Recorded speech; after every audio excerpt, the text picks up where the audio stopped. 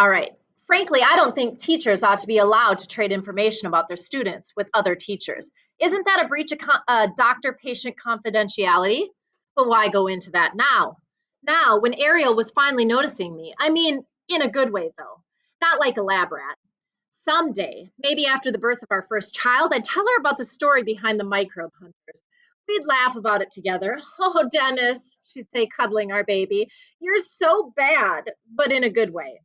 Suddenly, the library lights blinked on and off, and I looked around dazed. It's closing time, Ariel said. Reality finally smacked me in the face. What am I going to do? I started snatching up the books on the table, looking at the titles, tossing them aside. A couple of them landed on the floor, and I tried to load a bunch of them under my arms. I looked desperately at Ariel. I must have resembled a puppy pleading to be rescued from the pond, because she smiled, gently, sympathetically. You'd better come to my house, she said. Her house? I was walking to her house? Then I was in her house with her? I was dreaming. I wasn't dreaming. Her parents were in the family room watching something athletic on TV. We'll work in my room, Ariel said. And there I was. At last, I was in Ariel's room alone with Ariel. She and I, her and me, whatever. She'd been quiet on the walk from the library. She'd said she was trying to think about a book that would be good for my report. And short, I reminded her. It's got to be short. Now, as I looked around her room, she walked over to a bookcase under her window and she bent down and started scanning the titles. I sank into the chair next to her desk and scanned Ariel. Darn it, she said. I can't find it. She straightened up and turned around. It was perfect, too, she said. Short, but a minor classic. Mr. Franzetti, he would have been really impressed. Well, I tilted my head towards her computer. Did you save your book report? Maybe I could, you know. I didn't read it for an assignment, Ariel said, just for fun. And oh, it was great. It was about a millinery industry in France and this poor little woman who had all her hat designs stolen by an evil corporation. And then, you mean you just read this for fun? As much as I wanted to wow Ariel with my intellectualness, I couldn't help it.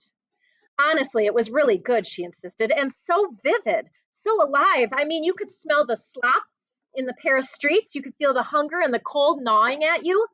Right, I said. I know what you mean. And it's so relevant, she went on. Even now, you could compare it to how today's giant corporations swallow up the little guy. She sighed. But I can't find it. C'est la vie. La vie? I repeated. Even in times of crisis, my sense of humor doesn't desert me. Top of page 16. I thought I saw a brief scowl flash across her brow. I'd hoped she hadn't suddenly remembered the 26 pizzas I'd had delivered to her earlier. I really shouldn't do this, she began slowly, but it is an emergency. I could tell you about the book, Ariel said. I mean, I really shouldn't, but.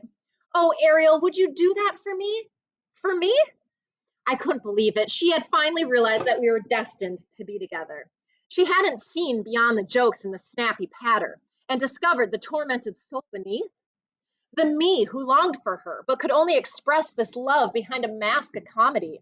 She perched on the edge of her bookcase. Can you stay a while? She asked. This will take some time. I have time, I said. I don't think my voice cracked too noticeably. I went home with 5 pages of notes that Ariel had dictated, and I scarfed down supper without even tasting it, headed straight to my computer. It wasn't easy to concentrate on my book report with visions of Ariel dancing in my head. I kept seeing her in soft pink sweater when I was supposed to be thinking of French hats. I kept hearing her clear, sweet voice when I was supposed to be imagining the crude, clashing noises of the Parisian slums. But it was really a good story, and after a while I got caught up in my own description of it. This poor but honest French girl marries a real loser who gets drunk a lot and beats her, and finally dies when he gets run over by a thresher in the potato fields where he's been trying to eke out a living by growing, of course, potatoes.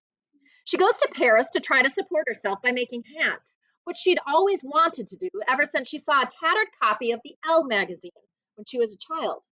Well, it turns out she's really talented, and all the Paris society ladies start coming over to buy their hats from her. Things are looking up for Madame de Maupassant. until she meets a slick high class society guy named Guy, as a matter of fact. Only he's been down on his luck too and really needs money to pay off his gambling debts. But Madame de Maupassant doesn't know any of that. She falls madly in love with him, and he asks her to marry him. Happiness at last, she thinks. But on the day that they're supposed to be married, Guy disappears, taking her original hat designs with him. He sells her designs to Les Chic Chapeaux, a big hat company, so he can pay off his debts, and then runs to Algeria, never to be heard of again. Madame de Maupassant is heartbroken, gets tuberculosis, and wastes away to a pitiful shadow of her former self. She doesn't even have money for a bowl of soup, let alone medicine. Top of 18. Finally, just as she takes her last dying breath, there's a knock on the door in her attic room. It's one of her old customers who wants her to design all the hats for her daughter's wedding. But it's too late. Madame de Maupassant can barely whisper, "Entrance," when she gasps and dies. I'm telling you, it was a terrific story. I could understand why Ariel was so moved by it. I felt myself almost sniffling just a little bit as I wrote out the plot. I did what Ariel had suggested, and I made a comparison between Madame de Maupassant and the economics of today. I wrote how the book was still relevant, still meaningful, even though it was written 120 years ago. I spell checked, then printed out my report, and was asleep before midnight to dream of Ariel in her pink, trying on hats, big, flowery, poofy, old fashioned hats, and asking me which one I liked best. But of course I care what you think, Dennis, she said. I want to look pretty for you. On Monday, I handed in my book report to Mr. Franzetti. It's not the microbe hunters, I told him. He gave me a fake, shocked look. You mean you read another book? I spent the next 2 days trying to thank Ariel. I wanted to buy her lunch on Tuesday, but she pointed at the tray right in front of her. I have lunch already, she said. On Wednesday, I asked her to go to the library with me. I had the sudden urge to read another book by Emile Bovary. Actually, I had a real urge to read Madame de Maupassant. Ariel had made it actually sound so good. Plus, in case Mr. Franzetti asked me any questions about it, like if for some reason he didn't believe I'd read such a famous classic, I'd be ready for him. On Thursday, Mr. Franzetti handed our book reports back. I sat straight, proud in my desk, waiting for my A to reach me, picturing a kiss of congratulations that Ariel would give me when I showed her my report. Mr. Franzetti walked slowly up and down between the rows of desks, taking forever to hand back our graded papers. Usually, I was in no hurry to get my assignment back, but you see, today was different. I heard groans, deep sighs, and an occasional cheerful yip as the other kids got their book reports returned. Finally, Mr. Franzetti stood at my desk. He thrust the report at me. "Really, Mr. Murphy?" he said. That was all. "Really, Mr. Murphy." He moved on to Oliver Cohen, who screamed when he saw his grade. I looked down at the paper. Madame de Maupassant by Emily Bovary. F? Mr. Franzetti had scrawled across the top, just like that, with 2 exclamation points. Underneath, he'd written F as in fake. Do you think I'm an idiot? I couldn't have been more stunned if I'd been captured by the sponge people of Siberia. What did he mean? What was fake?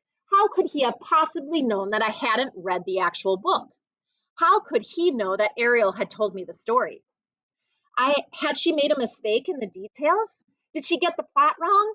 I leafed through the paper to the last page. At the bottom, Mr. Franzetti had written, "There will be no makeup for this assignment. You have already made it up enough already." I put my hand over my eyes. Despair and confusion overwhelmed me, just as Les Chic Chapeaux had overwhelmed Madame de Maupassant. I cornered Ariel at the stop sign near the parking lot exits. She was with 2 other girls, who started giggling the moment they saw me. I pulled the book report out. "Look at this. Look at this." She glanced at the paper. "Oh my," she said. "An F? That's not good." "Not good?" I repeated. "It's terrible. Why did I get an F?" Well, she began, maybe it's because I made it up. The book? Excuse me, made it up?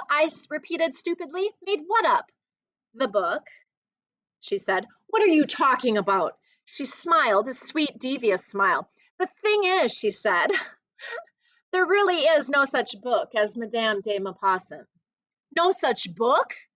My head felt like it was going to explode. No, no such book. I made it up. I made up the whole story. But but I couldn't stop stammering. I couldn't stop gaping at her. I couldn't stop her friends from laughing at me. But why? I wailed. It was a joke, Dennis, she said sweetly. Just a little joke. It's not funny, I yelled. Ariel, that's not a funny joke. She turned and tilted her beautiful golden blonde head to one side. You don't think so? No, I shouted. I don't think so. You really got me in trouble. She put her hands on her hips and shook her head. For heaven's sake, Dennis, she said, what happened to your sense of humor? Then she turned and walked down the street. That is the end of In Your Hat. When you finish listening to this, you will go to your Google Classroom and complete the Google